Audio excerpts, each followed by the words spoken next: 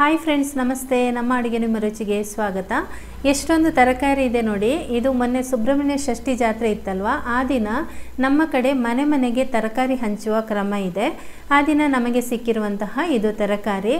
ಇಷ್ಟೆಲ್ಲ ತರಕಾರಿಗಳನ್ನು ಹಾಕಿಬಿಟ್ಟು ಒಂದು ವಿಶೇಷವಾದ ಕೂಟು ಅಂತ ಆ ದಿನ ಮಾಡ್ತೀವಿ. ತುಂಬ ರುಚಿಯಾಗಿರುತ್ತೆ.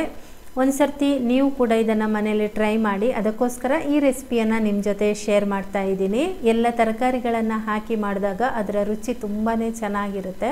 ಬನ್ನಿ ಹಾಗಾದರೆ ಈ ರೆಸಿಪಿ ಹೇಗೆ ಮಾಡೋದು ಅಂತ ನೋಡೋಣ.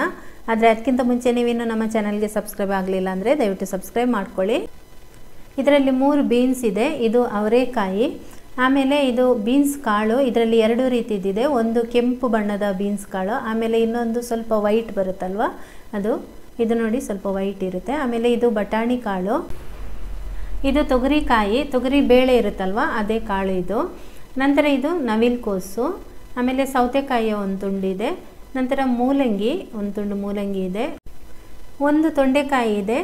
ಆಮೇಲೆ ಬೂದು ಕುಂಬಳಕಾಯಿಯ ಒಂದು ತುಂಡು. ಷಷ್ಠಿ ದಿನ ಮೇಯ್ನ್ ಅಡುಗೆ ಇದೆ, ಬೂದು ಕುಂಬಳಕಾಯಿಯ ಸಾಂಬಾರು ಮಾಡ್ತಾರೆ, ಅದು ಬೇಕೇ ಬೇಕು ಒಂದು ತುಂಡಾದ್ರೂ. ನಂತರ ಒಂದು ತುಂಡು ಸೋರೆಕಾಯಿ ಇದೆ. ಆಮೇಲೆ ಇದು ಒಂದು ಸಣ್ಣ ತುಂಡು ಹಲಸಿನಕಾಯಿ ಇದೆ. ಒಂದು ಆಲೂಗಡ್ಡೆ ಇದೆ. ಒಂದು ಸಣ್ಣ ತುಂಡು ಕ್ಯಾಬೇಜ್ ಇದೆ. ಆಮೇಲೆ 2 ರೀತಿಯ ಒಂದು ಕೆಸುವಿನ ಗೆಡ್ಡೆ ಇದೆ. ನಂತರ ಒಂದು ತುಂಡು ಗೆಣಸಿದೆ. ಒಂದು ಬದನೆಕಾಯಿ ಇದೆ. ಇದರಲ್ಲಿ ಒಂದು ಬೇರಿನ ರೀತಿ ನಿಮಗೆ ಕೆಸುವಿನ ಗಡ್ಡೆ ಕಾಣ್ತಾ ಇದೆಯಲ್ವ, ಅದನ್ನು ಹತ್ತಿರದಿಂದ ತೋರಿಸಿದ್ದೆ, ಅದು ವಿಡಿಯೋ ಮಿಸ್ ಆಗಿದೆ. ಅದು ಒಂದು ವಿಶೇಷ ರೀತಿಯ ಒಂದು ಕೆಸು, ಅದು ನಮ್ಮ ಕಡೆ ಸಿಗುವಂಥದ್ದು. ಇದು ಕೆಸುವ ಗೆಣಸ ಅಂತ ಗೊತ್ತಿಲ್ಲ ನನಗೂ ಕೂಡ, ಆದರೆ ನೋಡಲಿಕ್ಕೆ ಒಂದು ಸ್ವಲ್ಪ ಆ ರೀತಿ ಇದೆ. ಮೊದಲಿಗೆ ನಾನಿಲ್ಲಿ ನಿಧಾನವಾಗಿ ಬೇಯುವಂತಹ ತರಕಾರಿಗಳನ್ನು ಫಸ್ಟ್ ಬೇಯಿಸ್ಕೊಳ್ತಾ ಇದ್ದೀನಿ. ನೀರು ಬಿಸಿ ಮಾಡ್ಕೊಂಡಿದ್ದೀನಿ. ಅದಕ್ಕೆ ಈ ಕಾಳುಗಳನ್ನು ಹಾಕ್ಕೊಳ್ತಾ ಇದ್ದೀನಿ. ಅದರ ಜೊತೆಗೆ ಅವರೆಕಾಯಿ, ಬೀನ್ಸ್ ಇದನ್ನೆಲ್ಲ ಕಟ್ ಮಾಡಿಕೊಂಡು ಹಾಕ್ತಾ ಇದ್ದೀನಿ.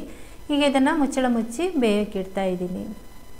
ಇದು ಫಸ್ಟ್ ನಮಗೆ ನಿಧಾನವಾಗಿ ಬೇಯುವಂಥದ್ದು. ಆಮೇಲೆ ಮಧ್ಯಮ ಒಂದು ತರಕಾರಿಗಳು, ಒಂದು ಸ್ವಲ್ಪ ಇನ್ನೂ ಕೂಡ ನಿಧಾನ ಬೇಯುವಂತಹ ತರಕಾರಿಗಳನ್ನು ಹಾಕ್ತೀನಿ.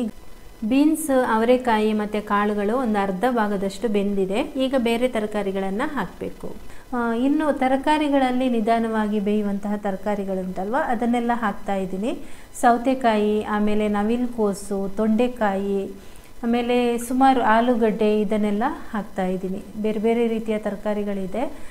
ಉಪ್ಪು ಹಾಕ್ತಾ ಇಲ್ಲ. ಉಪ್ಪು ನಾನು ಕೊನೆಗೆ ಇನ್ನೊಂದು ಸರ್ತಿ, ಬದನೆಕಾಯಿ ಅದೆಲ್ಲ ಕೊನೆಗೆ ಹಾಕಬೇಕು ನಾವು, ಬೂದು ಕುಂಬಳಕಾಯಿ ಅದನ್ನೆಲ್ಲ, ಆವಾಗ ಉಪ್ಪು ಹಾಕ್ತೀನಿ. ಈಗ ಮುಚ್ಚಳ ಮುಚ್ಚಿಟ್ಟು ಬೇಯಿಸ್ತಾ ಇದ್ದೀನಿ ಇದನ್ನು. ಈಗ ಈ ತರಕಾರಿಗಳೆಲ್ಲ ಬೆಂದಿದೆ. ಅಂದರೆ ಇನ್ನೂ ಕೂಡ ಒಂದು ಸ್ವಲ್ಪ ಬೇಯಲಿಕ್ಕೆ ಇದೆ ಅಂತ ಹೇಳುವಾಗ ಕೊನೆಗೆ ನಾವು ಬೇಗ ಬೇಯುವಂತಹ ತರಕಾರಿಗಳನ್ನು ಹಾಕಬೇಕು. ಇನ್ನೊಂದು ಸ್ವಲ್ಪ ಇದು ಬೇಯಲಿಕ್ಕಿದೆ. ಇವಾಗ ಇದಕ್ಕೆ ಬದನೆಕಾಯಿ, ಆಮೇಲೆ ಸಿಹಿ ಕುಂಬಳಕಾಯಿ, ಬೂದು ಕುಂಬಳಕಾಯಿ ಇದನ್ನೆಲ್ಲ ಹಾಕ್ತಾ ಇದ್ದೀನಿ. ಸೋರೆಕಾಯಿ ಇದನ್ನೆಲ್ಲ, ಮತ್ತು ಬೇಳೆ ಬೇಯಲಿಕ್ಕೆ ಇಟ್ಟಿದ್ದೆ, ಅದರ ಒಂದು ನೀರನ್ನು ಇಲ್ಲಿ ಹಾಕ್ತಾ ಇದ್ದೀನಿ. ಬೇಳೆಯನ್ನು ಮೊದಲೇ ನಾನು ಬೇಯಿಸಿ ಇಟ್ಕೊಂಡಿದ್ದೀನಿ. ಈಗ ಚೆನ್ನಾಗಿ ಒಂದು ಸರ್ತಿ ಮಿಕ್ಸ್ ಮಾಡ್ಕೊಳ್ಳೋಣ ಎಲ್ಲ ತರಕಾರಿಗಳನ್ನು. ಈಗ ಇದಕ್ಕೆ ರುಚಿಗೆ ತಕ್ಕಷ್ಟು ಉಪ್ಪನ್ನು ಕೂಡ ಸೇರಿಸ್ಕೊಳ್ತಾ ಇದ್ದೀನಿ. ನಂತರ ಒಂದು ಸಣ್ಣ ನೆಲ್ಲಿಕಾಯಿ ಗಾತ್ರದಷ್ಟು ಹುಣಸೆ ಹಣ್ಣಿಗೆ ಸ್ವಲ್ಪ ನೀರು ಹಾಕಿ ನೆನೆಸಿ ಇಟ್ಟಿದೆ, ಅದರ ನೀರನ್ನು ಹಾಕ್ತಾ ಇದ್ದೀನಿ. ಆಮೇಲೆ ಒಂದು ಸಣ್ಣ ತುಂಡು ಬೆಲ್ಲ ಸೇರಿಸ್ತಾ ಇದ್ದೀನಿ. ಬೆಲ್ಲ ಯಾಕೆ ಅಂತ ಹೇಳಿದರೆ, ಇದಕ್ಕೆ ನಾವು ಟೊಮೆಟೊ, ಈರುಳ್ಳಿ, ಬೆಳ್ಳುಳ್ಳಿ ಯಾವುದು ಕೂಡ ಸೇರಿಸ್ತಾ ಇಲ್ಲ.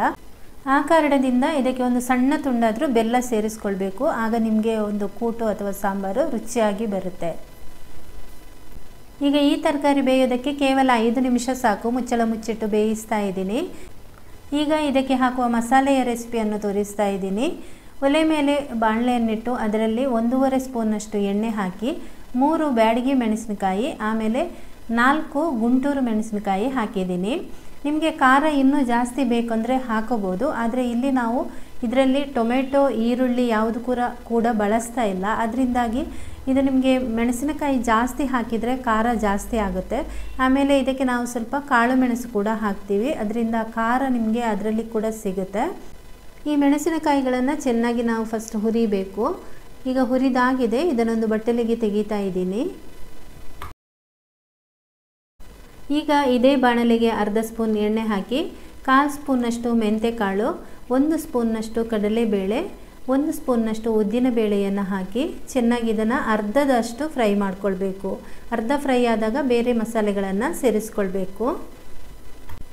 ಈಗ ಇದಕ್ಕೆ ಸ್ವಲ್ಪ ಕರಿಬೇವನ್ನು ಸೇರಿಸ್ಕೊಂಡು ಫ್ರೈ ಮಾಡ್ಕೊಳ್ಳಿ.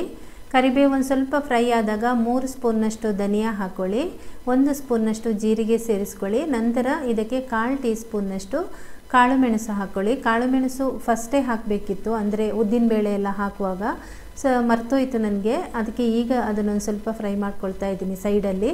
ಆಮೇಲೆ ಎಲ್ಲ ಮಸಾಲೆಗಳನ್ನು ಒಟ್ಟಿಗೆ ಸೇರಿಸಿ ಫ್ರೈ ಮಾಡ್ಕೊಳ್ತಾ ಇದ್ದೀನಿ. ಮಸಾಲೆ ಎಲ್ಲ ಚೆನ್ನಾಗಿ ಉರಿದು ಘಮ್ಮ ಅಂತ ಪರಿಮಳ ಬರ್ತಾ ಇದೆ ನೋಡಿ. ಈಗ ಗ್ಯಾಸ್ ಆಫ್ ಮಾಡ್ತಾ ಇದ್ದೀನಿ. ಈಗ ಇದಕ್ಕೆ 1/4 ಟೀ ಸ್ಪೂನಷ್ಟು ಇಂಗಿನ ಪುಡಿ ಹಾಕಿ ಅದು ಅದರ ಬಿಸಿಗೇ ಫ್ರೈ ಆಗುತ್ತೆ. ಆಮೇಲೆ ನಾನು ಸ್ವಲ್ಪ ತೆಂಗಿನ ತುರಿಯನ್ನು ತುರಿದು ಇಟ್ಕೊಂಡಿದ್ದೀನಿ ಮೊದಲೇ. ಈ ಮಸಾಲೆಗಳನ್ನು ಇದಕ್ಕೆ ಸೇರಿಸ್ತಾ ಇದ್ದೀನಿ. ತೆಂಗಿನ ತುರಿ ನೀವು ಒಂದು ಅರ್ಧ ಅಥವಾ 3/4 ಕಪ್ನಷ್ಟು ಹಾಕಿದರೆ ಸಾಕಾಗುತ್ತೆ. ನಾನಿಲ್ಲಿ 3/4 ಕಪ್ನಷ್ಟು ಹಾಕಿದ್ದೀನಿ. ತರಕಾರಿಗಳೆಲ್ಲ ಸ್ವಲ್ಪ ಜಾಸ್ತಿ ಇದೆ, ಮತ್ತು ನಾವು ಅದನ್ನು ಸಾಂಬಾರು ಥರ ತುಂಬ ತೆಳ್ಳಗೆ ಮಾಡೋದಿಲ್ಲ, ಸ್ವಲ್ಪ ದಪ್ಪ ಮಾಡ್ತೀವಿ.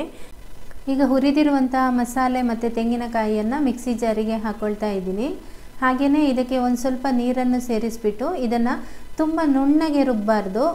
ನುಣ್ಣಗಾಗೋಕ್ಕೆ ಒಂದು ಸ್ವಲ್ಪ ಇದೆ ಅಂತ ಹೇಳುವಾಗಲೇ ಇದನ್ನು ರುಬ್ಬೋದನ್ನು ನಿಲ್ಲಿಸಬೇಕು. ಅಂದರೆ ಸ್ವಲ್ಪ ಲೈಟಾಗಿ ತರಿ ಇರಬೇಕು. ತೋರಿಸ್ತೀನಿ ನಿಮಗೆ ನೋಡಿ, ಈ ರೀತಿ ಇರಬೇಕಿದು. ತುಂಬ ನೈಸ್ ಆದರೆ ಕೂಟು ಅಷ್ಟು ಚೆನ್ನಾಗಿ ಬರೋದಿಲ್ಲ. ಅದಕ್ಕೋಸ್ಕರ ರುಚಿ ನಿಮಗೆ ಆ ರೀತಿ ಮಾಡಿಕೊಂಡ್ರೆ ತುಂಬ ಚೆನ್ನಾಗಿ ಬರುತ್ತೆ. ಈಗ ತರಕಾರಿ ನೋಡಿ ಚೆನ್ನಾಗಿ ಬೆಂದಿದೆ ಇದು. ಅಂದರೆ ನಮಗೆ ತರಕಾರಿ ಒಂದು ಸ್ವಲ್ಪ ಕ್ರಂಚಿ ಆಗಿರಬೇಕು, ತುಂಬ ಬೆಂದು ಹೋಗಬಾರ್ದು. ಆಗ ನಮಗೆ ಕೂಟಿ ಎಲ್ಲ ಒಂದು ಸರ್ತಿ ಪೇಸ್ಟ್ ಥರ ಆಗಿಬಿಡುತ್ತೆ. ಆ ರೀತಿ ಮಾಡ್ಕೊಳ್ಬೇಡಿ. ಈಗ ಇದಕ್ಕೆ ರುಬ್ಬಿದ ಪೇಸ್ಟನ್ನು ಹಾಕ್ಕೊಂಡು ಆಮೇಲೆ ಬೆಂದಿರುವಂತಹ ನಾನು ಒಂದು 1/4 ಕಪ್ನಷ್ಟು ಮಾತ್ರ ಬೇಳೆ ಬೇಯಿಸ್ಕೊಂಡಿರೋದು ಅದನ್ನು ಕೂಡ ಹಾಕಿದ್ದೀನಿ. ಆಮೇಲೆ ಒಂದು ಸ್ವಲ್ಪ ಅರಿಶಿನ ಪುಡಿಯನ್ನು ಒಂದು 3/4 ಟೀ ಸ್ಪೂನ್ನಷ್ಟು ಅರಿಶಿನ ಪುಡಿ ಸೇರಿಸ್ಕೊಂಡಿದ್ದೀನಿ. ಮತ್ತು ಮಸಾಲೆ ನೀರನ್ನು ಹಾಕಿ ಎಷ್ಟು ಬೇಕೋ ಅಷ್ಟು ನೀರು ಮಾಡ್ಕೊಳ್ಳಿ. ತುಂಬ ಈಗಲೇ ನೀವು ತುಂಬ ಗಟ್ಟಿ ಮಾಡಿಕೊಂಡ್ರೆ ಆಮೇಲೆ ಅದು ಆರಿದ ಮೇಲೂ ಕೂಡ ತುಂಬ ಗಟ್ಟಿ ಆಗಿಬಿಡುತ್ತೆ. ಉಪ್ಪು ಕಮ್ಮಿ ಇದ್ದರೆ ಸ್ವಲ್ಪ ಉಪ್ಪು ಹಾಕ್ಕೊಳ್ಳಿ. ನೋಡಿ ಇಷ್ಟು ಹದದಲ್ಲಿದೆ ಈಗ. ಇದು ಚೆನ್ನಾಗಿ ಒಂದು ಕುದಿ ಬರಬೇಕು. ಒಂದು ಕುದಿ ಬರ್ತಾ ಇದೆ ಈಗ ಇದಕ್ಕೆ ಕೊತ್ತಂಬರಿ ಸೊಪ್ಪನ್ನು ಹಾಕ್ತಾ ಇದ್ದೀನಿ. ಈಗ ನೋಡಿ ಒಂದು ಕುದಿ ಬಂದ ಮೇಲೆ ನಿಮಗೆ ಯಾವ ರೀತಿ ಇದೆ ಇದು ಕನ್ಸಿಸ್ಟೆನ್ಸಿ ತೋರಿಸ್ತಾ ಇದ್ದೀನಿ. ನೋಡಿ ಇಷ್ಟು ದಪ್ಪ ಇರಬೇಕು. ಇದು ಆರಿದ ಮೇಲೂ ಕೂಡ ದಪ್ಪ ಆಗುತ್ತೆ. ಗೆಣಸು ಆಲೂಗಡ್ಡೆ ಎಲ್ಲ ಹಾಕಿರೋದ್ರಿಂದ ಆಮೇಲೆ ಕೂಡ ಇದು ಸ್ವಲ್ಪ ದಪ್ಪ ಆಗುತ್ತೆ. ಇಷ್ಟು ಇರಬೇಕು ನೀವು ಗ್ಯಾಸ್ ಆರಿಸುವಾಗ. ಈಗ ಇದಕ್ಕೆ ಒಂದು ಒಗ್ಗರಣೆ ಸೇರಿಸ್ಕೊಳ್ಳೋಣ. ಒಗ್ಗರಣೆ ಹಾಕೋದಕ್ಕೆ ಸ್ವಲ್ಪ ಎಣ್ಣೆ ಇಟ್ಟಿದ್ದೀನಿ. ಅದರಲ್ಲಿ ಸ್ವಲ್ಪ ಸಾಸಿವೆ, ಆಮೇಲೆ ಒಣಮೆಣಸು 2, ಸ್ವಲ್ಪ ಕರಿಬೇವು ಹಾಕಿದ್ದೀನಿ. ಇದೆಲ್ಲ ಫ್ರೈ ಆದಮೇಲೆ ಕೊನೆಗೆ ಇಂಗು ಹಾಕಿ ಗ್ಯಾಸ್ ಆಫ್ ಮಾಡ್ತಾ ಇದ್ದೀನಿ. ಇದನ್ನು ನಾನು ಈ ಒಂದು ಕೂಟುಗೆ ಸೇರಿಸ್ಕೊಳ್ತಾ ಇದ್ದೀನಿ. ಚೆನ್ನಾಗಿ ಮಿಕ್ಸ್ ಮಾಡಿಕೊಂಡ್ರೆ ರುಚಿಯಾದ ಕೂಟು ರೆಡಿ ಆಗುತ್ತೆ. ಎಲ್ಲ ತರಕಾರಿಗಳನ್ನು ಹಾಕಿ ಮಾಡಿರುವಂತಹ ಕೂಟು ತುಂಬಾ ಸೊಗಸಾಗಿರುತ್ತೆ. ಎಲ್ಲ ತರಕಾರಿಗಳನ್ನು ಹಾಕಿಬಿಟ್ಟು ನೀವು ಕೂಡ ಒಂದು ಸರ್ತಿ ಟ್ರೈ ಮಾಡಿ. ಈ ವಿಡಿಯೋ ಇಷ್ಟ ಆದರೆ ಒಂದು ಲೈಕ್ ಮಾಡಿ, ಶೇರ್ ಮಾಡಿ, ಕಮೆಂಟ್ ಮಾಡಿ, ಚಾನಲ್ಗೆ ಸಬ್ಸ್ಕ್ರೈಬ್ ಆಗಿ. Thank you.